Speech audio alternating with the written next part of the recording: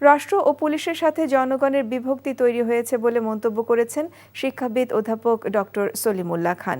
দুপুরে রাজধানীর রাজারবাগ পুলিশ অডিটোরিয়ামে নাগরিক ভাবনায় জনতার পুলিশ বিষয়ক মতবিনিময় সভায় তিনি এসব কথা বলেন।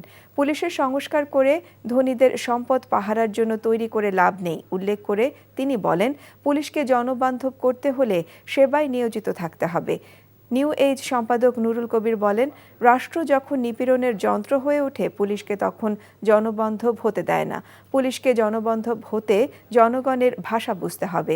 আইজিপি বাহারুল আলম সাহেব সভাপতিত্বে অনুষ্ঠানে বক্তব্য রাখেন সুশীল সমাজের প্রতিনিধিরা।